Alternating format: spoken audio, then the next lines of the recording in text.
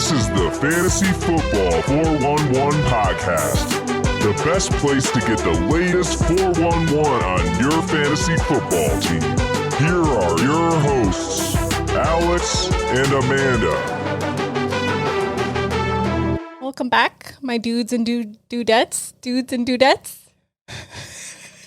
To another episode of the Fantasy Football 411 podcast.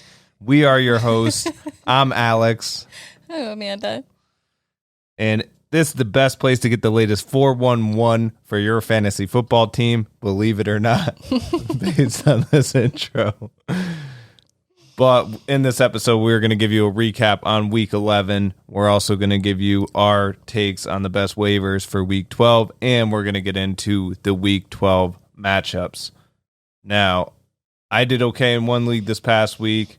Got lucky. The other league, I am an Eckler owner. It's usually if you're a Jonathan Taylor or Eckler owner this week, then you won.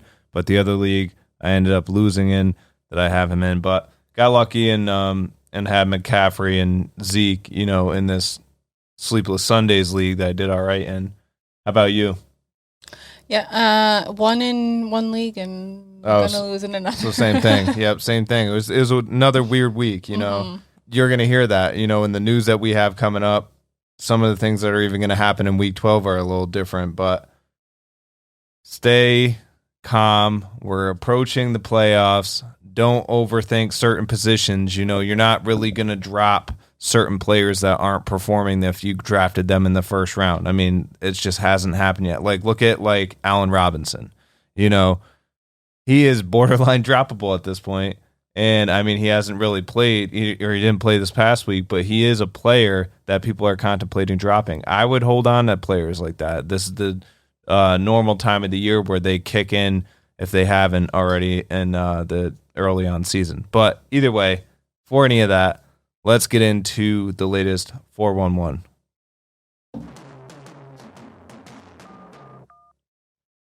So, latest news.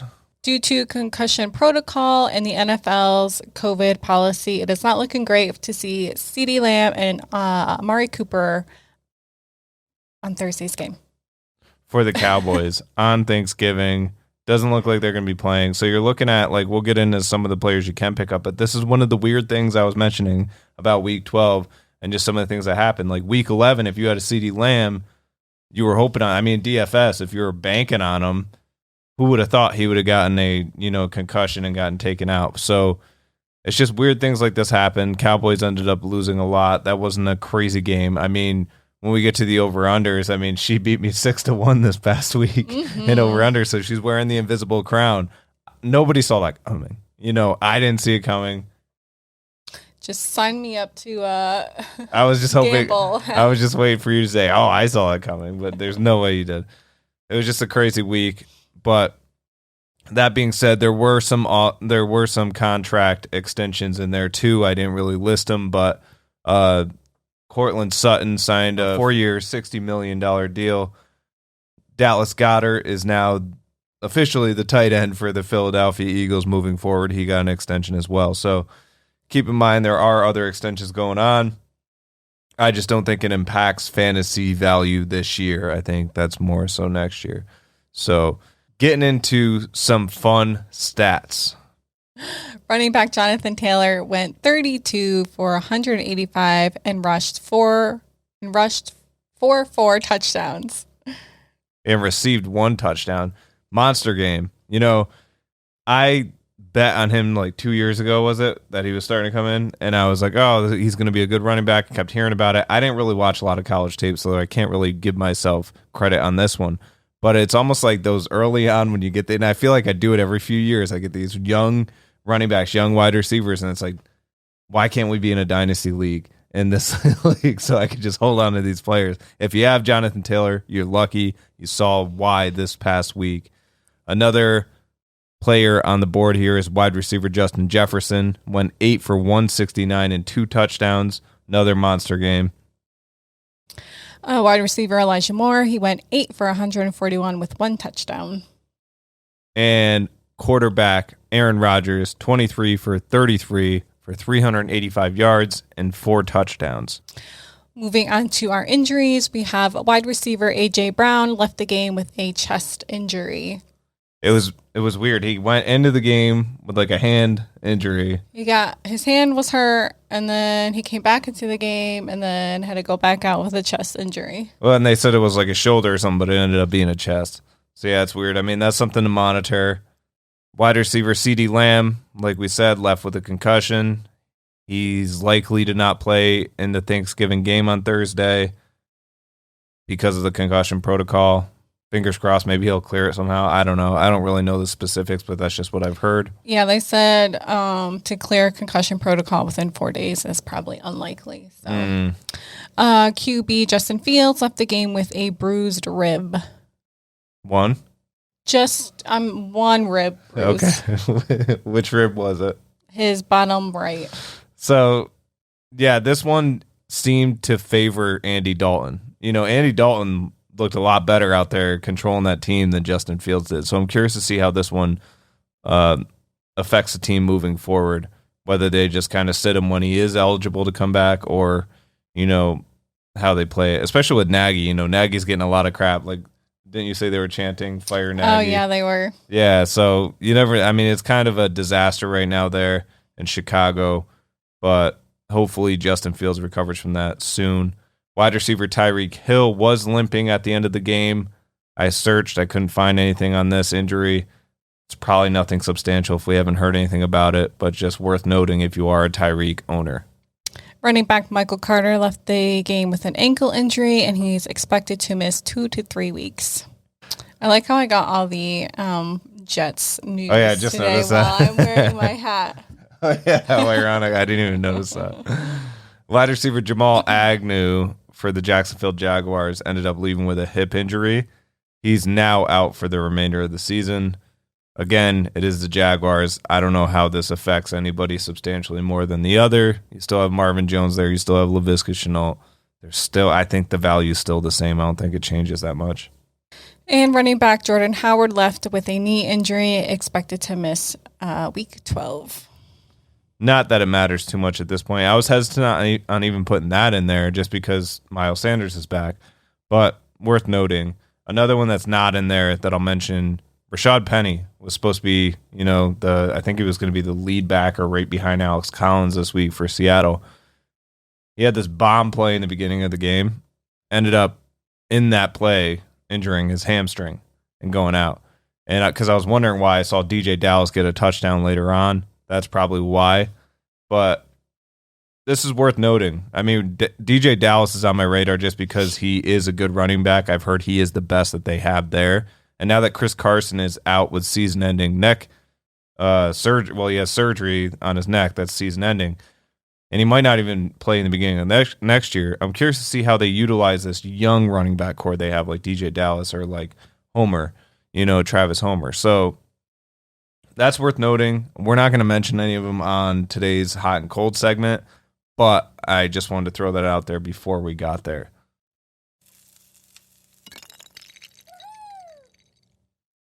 Starting out with our cold waivers, running back Dontrell Hilliard had 16 fantasy points in week 11, but it's Tennessee. It's a three-headed monster, it looks like, for the backfield there. Don't know really who to trust. I mean, Deontay Foreman, what did he end up with? It was like 5 points or something. Yeah, so it's kind of weird. Like Deontay Foreman was supposed to be the one this week, and then this happened. So, although Peterson didn't do much either, so I think it could have just been the game layout. Game script, yeah. I don't know. True. So, would you recommend Dontrell Hilliard for a pickup, or? I mean, I probably wouldn't, just because it does seem messy. Right. You don't know who's gonna get the ball what week. So being here in the cold segment, I'd say $0 bid. Anybody you're going to put money on is most likely going to be in the hot segment here. But so that's Dontrell Hilliard. Wide receiver Nick Westbrook, 7 for 8 for 170 yards and 17 fantasy points. If you're desperate for a wide receiver, he may be a good pickup, especially if AJ Brown is out for next week. Tight end Adam Troutman went 5 for 8 for 59 yards and 1 touchdown. He had like 16 plus fantasy points as well, but I think he ended up leaving with something minor, like an injury. So that's worth noting, but I'm throwing it in here in the cold segment to let you know that he is there and that he's probably going to make an impact here and there. We've been hearing rumors, but now it seems that he's starting to get factored in more.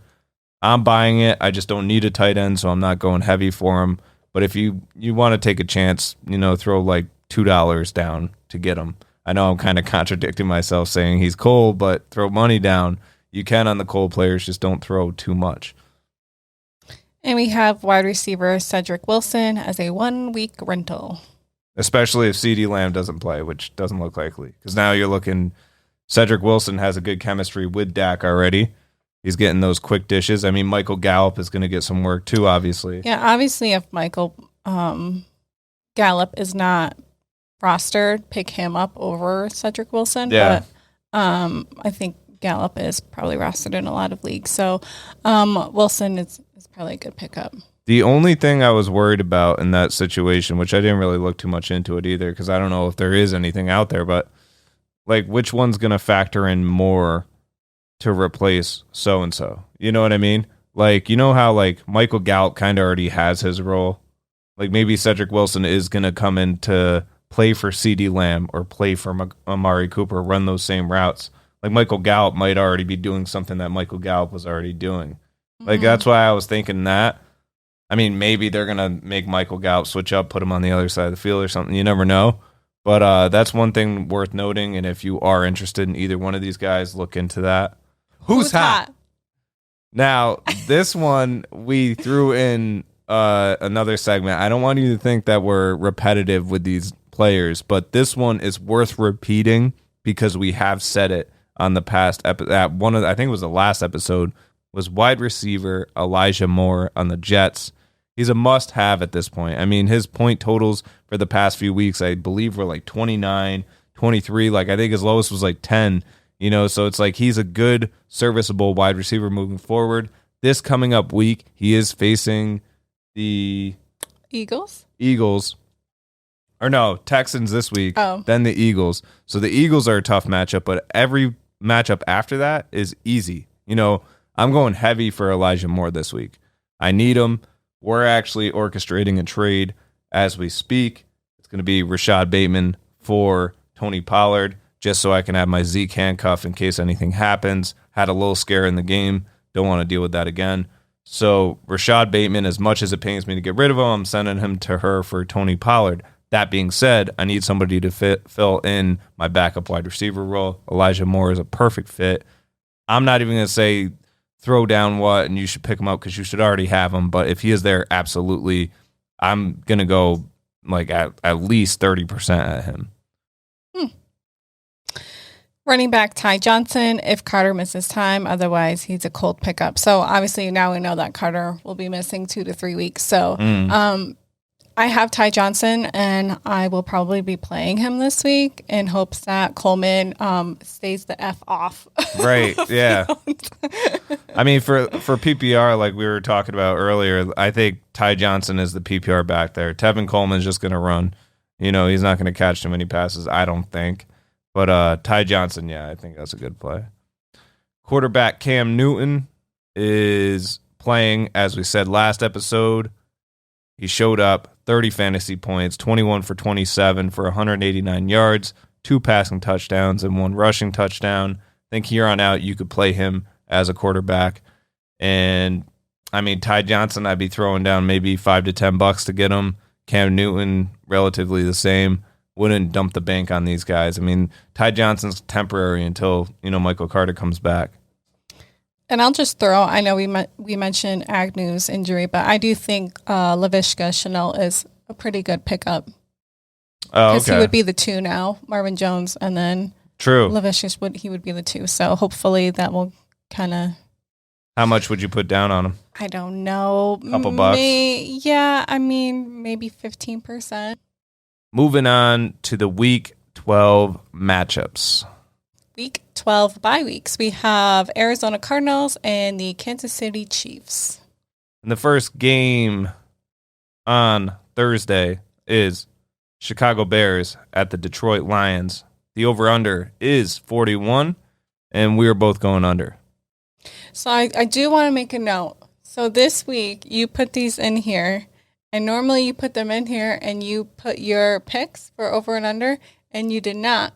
So I had to go first. Now, was that your strategy? Because you wanted to see what I was going to do first? No, but I was thinking about that when I did mine, that yours was already in there, and I was like, this is definitely a different look. Like, it made me think different, but I was like, you know what? I'm going to ignore what she says, put mine in, and then I'll see what she says.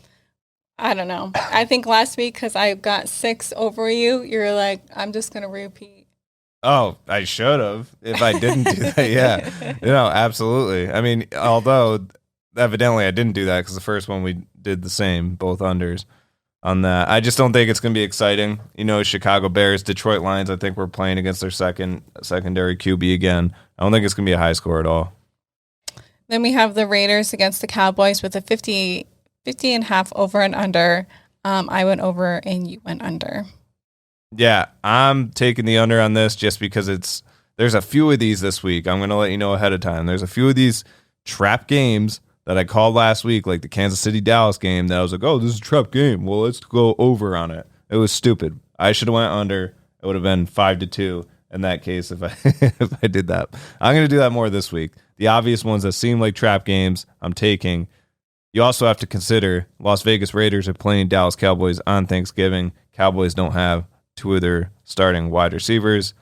I don't think it's going to be a high-scoring game. The Buffalo Bills are at New Orleans Saints. I'm sorry. What was that? The Buffalo Bills at New Orleans, 46.5 over under. New Orleans Saints. This is Thanksgiving night. I believe it's an 8:20 game. 46.5. I'm going under. Yeah, I chose the over. Which I could see that. Bills are, they have to be mad after how much Jonathan Taylor was running on them. Tampa Bay at the Colts with a 50 and a half over and under, and we both took the under. I chose the under because I feel like with the Colts defense, I don't think it's going to get that high. Yeah, I think both sides. Yeah, I think, and the Colts have been looking good lately too. But I could see it. I could see them being competitive, but yeah, 50 and a half, that's high. The New York Jets are at the Houston Texans. Over under on that is 44 and a half. I'm going over on this. I'm pretty confident. Texans just showed up this past week against Tennessee, so I think they're going to do the same thing against the Jets, and I think the Jets have the potential to run the score up a bit. And from a fan's perspective, they better win this one. So 44 and a half, I'm going over. Yeah, I took the under just because it's the Jets. Okay. Way to have faith. You have faith every other week, just not this week. No, we almost beat the Dolphins. We were almost there. That's our weekly line. We almost won. We almost we almost did. I could see it going over 44 and a half, but I'm going with under. Philadelphia Eagles at the New York Giants with a 46 and a half over and under, and we both took the under. This reminds me too. I think that's going to be a back and forth game, but we are recording this before Tampa Bay Buccaneers face off against the Giants on Monday night. Mm-hmm. So if we didn't mention anything about that game, that's why. But yeah, Philly against New York in Week 12, not going to be over 46.5 is what we're predicting. Carolina Panthers at the Miami Dolphins, over under on that is 42.5. I went under on that just because I think both defenses are pretty competitive, and I think that they're going to keep the score low. Oh, I picked the over. Tennessee Titans at New England Patriots with a 44.5 over and under, and I took the under. And I took the over on this, mainly because the Patriots have been running up the score in every game that they played. This past week was 25-0, but add like 21 onto that 25 for Week 12. That's what the Titans are going to put up. So 25-21, 46, that's over. So interesting. Thank you for breaking that one down for us. That's my theory there. Got it. Pittsburgh Steelers at the Cincinnati Bengals, 45.5 over under. We both went over on this. Atlanta Falcons against the Jacksonville Jaguars with a 46.5 over and under, and we both took the under. I think both teams are very underwhelming right now. So yeah, just keeping it low. Hey, maybe Cordell Patterson will be back. I like that. Maybe. That'll be nice. Los Angeles Chargers are going to Denver to play the Broncos. Over-under is 48.5. I'm going under on this just because this is one of those trap games which makes you think, like, oh, both of these teams have potential. And the Broncos just gave out a few extensions. Their players are happy now, loaded with money. Nope, don't see it. It's going to be low. If anything, maybe like 21-20, 4, somewhere around there. So it'll be just under 48.5. I just don't think it's getting over. Yeah, I took the over because my Chargers lately have been doing really well. And when I say lately, I mean the one game from last night. So I hope it just keeps it up because I got some Chads on my team. Los Angeles Rams against the Green Bay Packers with a 48.5 over and under, and I went for the over. And I went under on this. Trap game potential. Minnesota Vikings are going to San Francisco to play the 49ers. Over-under on this game is 48.5. I'm taking the under on this. You notice how all the trap games, all the ones that have trap game potential, I'm going under on. I'm not falling. You go ahead. I'm not falling for any of it. I think all these games I'm taking the under on. I think they're going to be good fantasy-wise. You can play any player. I just don't see it going over. Like 48.5 is high, and these teams have the potential to put up that score. I just don't, based on how certain players have been playing and based on the odds of these games being high score, I don't know. I got to bet against it. I'm going for the over. Yeah. Get those Vikings points. Mm-hmm. There you go. Cleveland Browns against the Ravens with a 46.5 over and under, and we both took the under. Yeah. I mean, I hope Lamar is back, especially for your sake, for Rashad Bateman. Better be back. Right. Seattle Seahawks at the Washington football team for Monday night. The over-under on this, 45.5. I'm taking the under on this. I took the over on this. Yeah. You seem really excited about it. You got something to say or no? I don't know. The Seahawks have been funny lately. I don't know. I could see this one going under too. This is a trap game. It has potential. I mean, I could see it going trap game button. So that's it for the Week 12 matchups, and that's it for this episode of the Fantasy Football 411 podcast. You can follow us on any of the social media platforms at FanFootball411. You could also subscribe to this podcast on YouTube. Feel free to follow us anywhere. Feel free to hit us up with any questions or comments. Thank you for tuning in. That's a wrap on Week 11. See you Week 12.